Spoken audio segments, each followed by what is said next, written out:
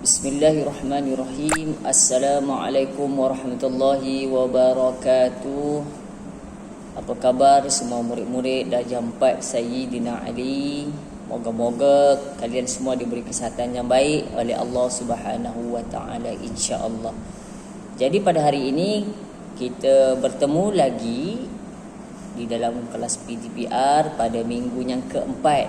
Okey, kalau minggu lepas kita berada di minggu yang ketiga, pada minggu ini kita telah pun berada di minggu yang keempat kelas PTPR. Dan untuk hari ini insya-Allah kita akan sama-sama mempelajari tajuk mata pelajaran Sirah darjah 4. Mata pelajaran Sirah darjah 4, tetapi masih dalam tajuk peristiwa penurunan wahyu di Gua Hira, sambungan daripada tajuk 2 minggu lepas untuk subjek Sirah darjah 4. Baik, jadi Ustaz minta semua murid-murid keluarkan buku teks darjah 4 dan awak boleh buka buku teks masing-masing. Kita akan mempelajari di muka surat yang ketiga hari ini. Kita akan pelajari masih tajuk penurunan wahyu di Gua Hira, tetapi di muka surat yang ketiga. Jadi semua murid-murid yang lihat video Ustaz pada hari ini boleh lihat di muka surat yang ketiga. Kita akan sambung pelajaran 2 minggu lepas dalam tajuk peristiwa penurunan wahyu di Gua Hira. Baik murid-murid, 2 minggu lepas kita dah pun mempelajari apa yang berlaku pada Nabi Muhammad sallallahu alaihi wasallam ketika beruzlah. Apa maksud uzlah? Kita dah belajar, iaitu menyendiri di Gua Hira. Gua Hira terletak di mana? Di Jabal Nur. Nabi mula beruzlah di Gua Hira ketika umur Nabi hampir 40 tahun. Belum cukup lagi 40 tahun. Kita ulang balik Okey, kemudian bila umur Nabi cukup 40 tahun, ketika Nabi sedang beruzlah bersendirian di dalam Gua Hira, datang seorang malaikat yang bernama malaikat Jibril. Dan malaikat Jibril suruh Nabi baca satu surah. Tetapi Nabi jawab dia tidak tahu membaca. Berapa kali malaikat Jibril suruh baca? 3 kali. Tetapi ketiga-tiga kali yang malaikat Jibril suruh Nabi baca, Nabi jawab pada malaikat, tetap aku tidak tahu membaca. Okey, baik. Pada minggu ini kita akan lihat di muka surat yang ketiga, apakah nama surah yang disuruh oleh malaikat Jibril, kepada Nabi Muhammad sallallahu alaihi wasallam untuk dibaca oleh Nabi di dalam Gua Hira. Baik, hari ini jom kita lihat di muka surat yang ketiga Muka surat yang ketiga, jom kita lihat di muka surat yang ketiga apakah surah itu. Okey, Ustaz baca sama-sama dengan awak. Sambil awak tengok video Ustaz ni, sambil awak dengar video Ustaz ni, baca sama-sama dengan Ustaz. InsyaAllah Ustaz baca perlahan-lahan, kita boleh ikut sama-sama, kita baca ramai-ramai dalam video Ustaz ni, awak ikut saja kan. Okey, baik. Tengok muka surat yang ketiga. Okey, apa dia kata dalam muka surat yang ketiga?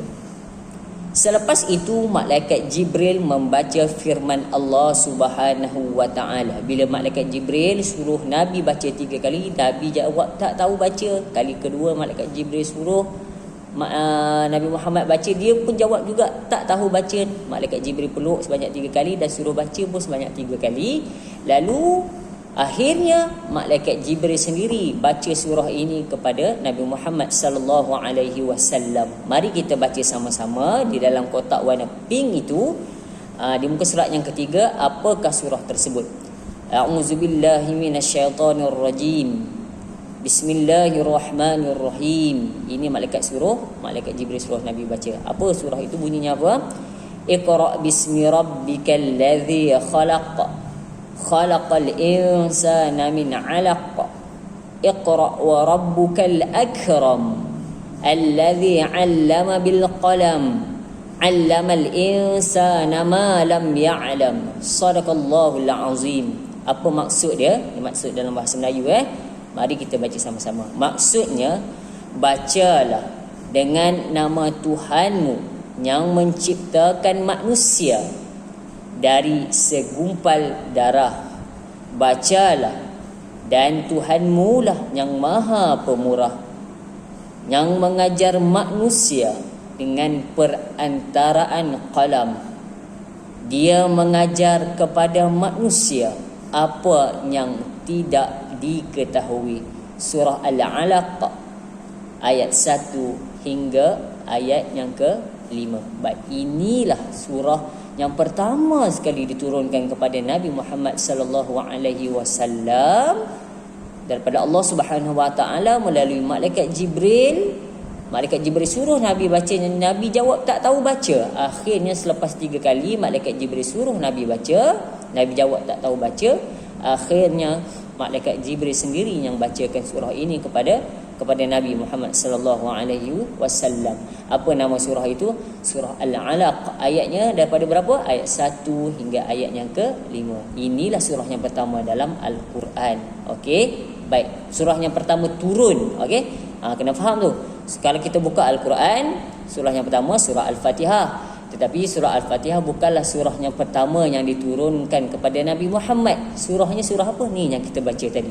Surah Al-Alaq ayat 1 hingga ayat 5. Inilah surah yang pertama turun kepada Nabi Muhammad sallallahu alaihi wasallam.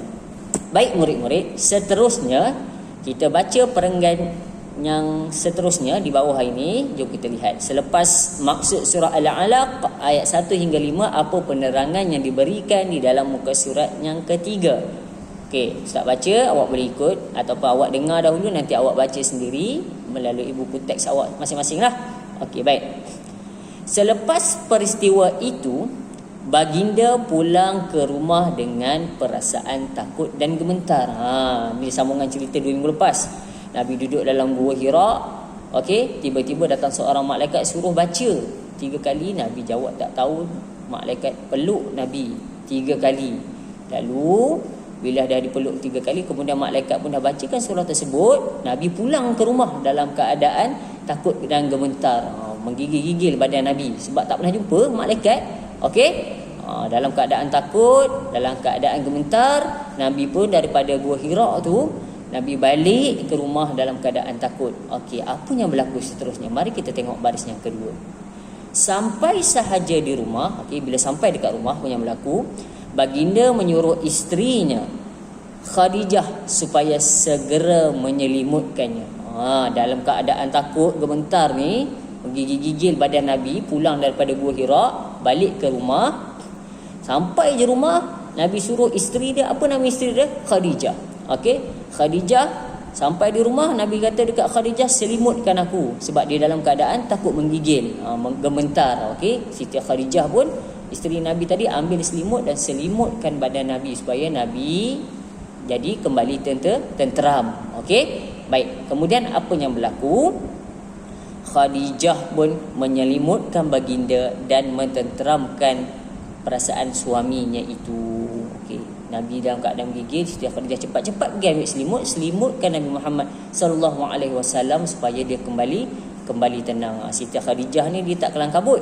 Setengah orang kalau tengok kawan dia macam contoh kan, tengok kawan dalam keadaan takut terus tanya je, kenapa ni? Tengok macam takut je ni. Tak, tapi Siti Khadijah cool, relax kan. Kalau bahasa masa moden dia cool, relax je. Bila Nabi balik daripada Gua Hira dalam keadaan takut, sampai je rumah, Siti Khadijah tak tanya Nabi apa yang berlaku, tak. Dia selimutkan Nabi dulu. Okey, kemudian bila dah Nabi agak tenteram, baru dia tanya. Kalau kita kan tengok ahli keluarga, tengok menggigil-gigil badan, sampai rumah first tanya apa dia? Kenapa ni? Mesti kelang kabut macam tu kan. Tapi Siti Khadijah ni cool je. Dia tengok Nabi bila dah tenang, dia dah selimutkan, baru dia tanya. Okey, baik, kita tengok apa yang berlaku seterusnya. Baik, apabila perasaan baginda kembali tenang, bila Nabi pun dah tak menggigil, bila Nabi pun dah tenteram, barulah Siti Khadijah buat apa? Baginda pun menceritakan kepada isterinya segala perkara yang telah berlaku di Gua Hira. Bila nengok Nabi dah tenang, dah tenteram, baru Siti Khadijah tanya, dan barulah Nabi ceritakan apa yang sebenarnya berlaku. Balik-balik terus menggigil ni kenapa ni? Lalu Nabi pun ceritalah pada Siti Khadijah apa perkara yang sebenarnya berlaku di Gua Hira ketika Nabi berada seorang diri di Gua Hira. Okey, baik. Bila dengar Nabi cerita, Nabi cerita baliklah, duduk seorang-seorang. Dia cerita kat isteri dia, duduk seorang-seorang dekat dalam Gua Hira. Datang seorang malaikat, nama malaikat Jibril.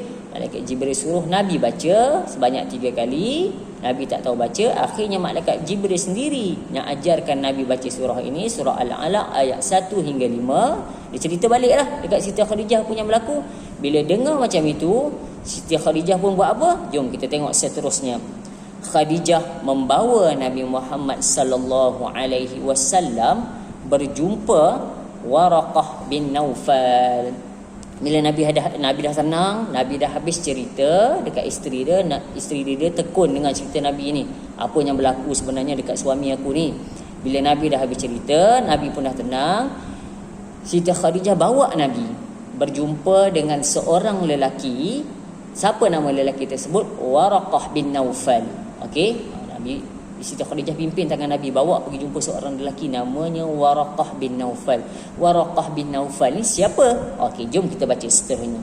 Waraqah bin Naufal ialah sepupu Khadijah. Oh, rupanya Waraqah bin Naufal ni sepupu Siti Khadijah. Okey, yang juga merupakan seorang penganut agama Nasrani. Rupanya Waraqah bin Naufal ni sepupu kepada Siti Khadijah, tetapi agamanya agama apa? Agama Nasrani. Agama Nasrani ni apa?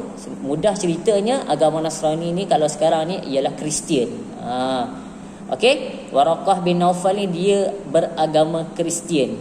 Sebab itu, okey, sebenarnya orang Kristian ini sebenarnya kalau dalam kitab dia memang dah tertulis akan munculnya seorang nabi namanya Nabi Muhammad sallallahu alaihi wasallam, tetapi orang Kristian sekarang memalsukan kitab mereka dan mereka tidak mempercayai tentang kewujudan Nabi Muhammad sallallahu alaihi wasallam. Orang Kristian ini dia lebih mengagungkan Nabi Isa alaihi salam.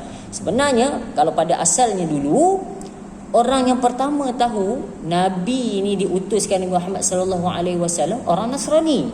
Siapa dia orang Nasrani ini? Orang Kristian lah. Nama dia siapa? Waraqah bin Naufal. Dia tahu sebenarnya akan muncul seorang nabi iaitu Nabi Muhammad sallallahu alaihi wasallam. Tetapi agama Kristian dia memalsukan, dia tutup kebenaran sebenarnya tentang wujudan Nabi Muhammad sallallahu alaihi wasallam dan dia lebih agungkan Nabi Isa alaihi salam.